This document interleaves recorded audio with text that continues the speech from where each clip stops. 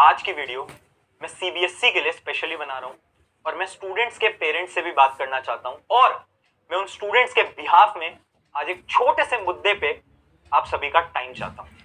देखो, हम सबको पता है अभी के समय पर सीबीएसई बोर्ड एग्जाम चल रहे हैं क्लास 10th और क्लास 12th के। आज ही क्लास 12th के फिजिक्स का एग्जाम हुआ है और आज से कुछ दिन पहले क्लास 10th का मैथ्स का एग्जाम हुआ और दोनों के अंदर एक चीज देखने को मिली कि कुछ पेपर के जो सेट थे ना वो बहुत टफ थे और कुछ पेपर बहुत आसान थे। अगर मैं आज की बात करूं, क्लास 12th के फिजिक्स के पेपर की बात करूं, तो कुछ सेट ऐसे थे जिसके अंदर डेरिवेशंस थी, बहुत इजी क्वेश्चंस थे। लेकिन कुछ रीजन के सेट ऐसे भी आए हैं जिनके अंदर एमसीक्यू के नाम पे डायरेक्टली जेई मेन लेवल के क्वेश्चंस पूछे गए हैं। कुछ तो जेई एडवांस के भी क्वेश्चन देखने को मिले हैं और ये सेम चीज हुई थी क्लास 10th मैथ्स के अंदर भी। वहां पर भी हुआ क्या था कि कुछ सेट बहुत आसान आ गए थे, प्रूव रूट 2 इज इरेशनल जैसे क्वेश्चन पूछे गए थे और वहां पर कुछ सेट ऐसे थे जिसके अंदर दूर दूर तक एक क्वेश्चन एनसीईआरटी का तो छोड़ो, बड़ी बड़ी किताबों तक का नहीं दिखा। तो आज मेरा सवाल ये है सीबीएसई से कि आखिर क्या ये इक्वालिटी है? आखिर क्यों हम इतने सारे सेट्स बना रहे हैं और अगर सेट बना भी रहे हैं तो इतने डिफिकल्टी लेवल को चेंज क्यों कर रहे हैं? अब आप इमेजिन करो एक बच्चा जो कि पूरे साल भर मेहनत करता है, जी जान लगाकर पढ़ता है और जब उसका पेपर आता है तो उसकी किस्मत की वजह से उसका एक ऐसा सेट आ जाता है जो कि बहुत टफ है। और वहीं पर एक बच्चा जिसने शायद साल भर उतनी मेहनत नहीं करी और उसका एक ऐसा सेट आ जाता है जो कि बहुत इजी है। तो क्या ये इक्वालिटी है? नहीं, ये बिल्कुल भी इक्वालिटी नहीं है।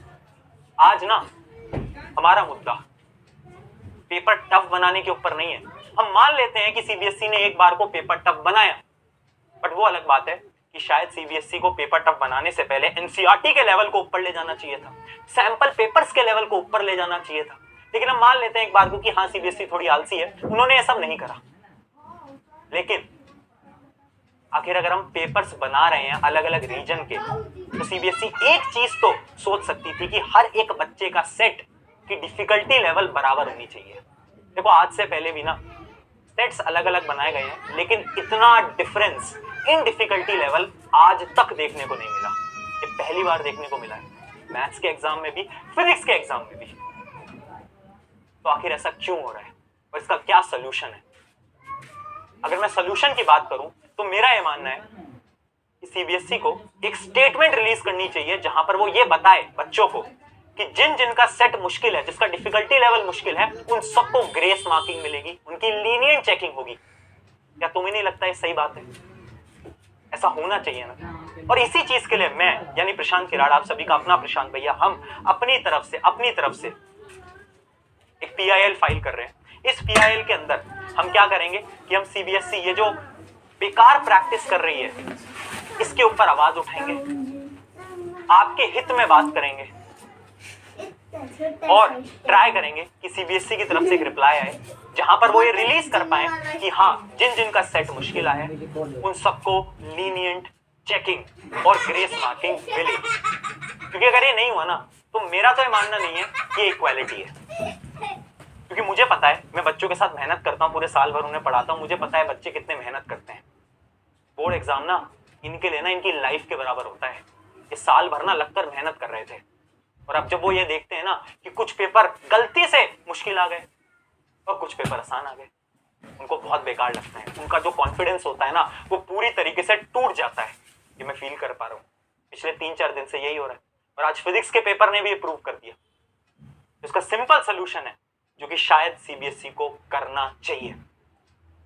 अब यहां पर एक और चीज है कि आप लोगों को अपना टाइम खराब नहीं करना है, टाइम वेस्ट नहीं करना है। आप सबको अगले एग्जाम्स की तैयारी करते रहनी है। मैं बिल्कुल कोशिश करूंगा अपने एंड से कि सारी चीजें सही हो पाए और मुश्किल शिफ्ट में, मुश्किल सेट्स में इजी मार्किंग हो पाए। ठीक है, आप लोग पढ़ाई करोगे और मैं हाथ जोड़ के सभी पेरेंट्स से रिक्वेस्ट करना चाहता हूं कि अगर आपके बच्चे का पेपर अच्छा नहीं गया उसको डांटिए मत, उस पर थोड़ा भरोसा रखिए, क्या पता वो आगे के एग्जाम्स में बहुत बेहतरीन करे। और मैं यही आशा करता हूं कि ये वीडियो अथॉरिटीज तक जाएगी और वो इसका सलूशन जरूर निकालेंगे, क्योंकि बच्चे तो अपनी तरफ से मेहनत लगा रहे हैं। मैं फिर बोल रहा हूं, हमारा मुद्दा पेपर इजी था, पेपर हार्ड था, वो है ही नहीं। हाँ, आपने पेपर हार्ड बनाया, कोई दिक्कत नहीं है, लेकिन पेपर का लेवल हर एक सेट में बराबर होना चाहिए। क्योंकि अगर आप देखोगे जेई मेंस का जो एग्जाम होता है वो भी शिफ्ट में होता है, उसमें कुछ शिफ्ट जहां पर हार्ड लेवल के क्वेश्चंस पूछे जाते हैं तो उनके साथ क्या होता है ना, उनके कम मार्क्स में अच्छे परसेंटेज आता है, अच्छी परसेंटाइल आती है। इसको हम नॉर्मलाइजेशन बोलते हैं, और यही नॉर्मलाइजेशन बोर्ड एग्जाम में भी होना चाहिए। यही मेरी रिक्वेस्ट रहेगी सीबीएसई से। अगर आपको कोई चीज सही लग रही है तो प्लीज इसको शेयर करना, अपने पेरेंट्स को दिखाना, और मिलके थोड़ी सी आवाज उठाएंगे और आगे के एग्जाम्स पे फोकस करते रहेंगे। शुक्रिया। मेरा नाम है प्रशांत।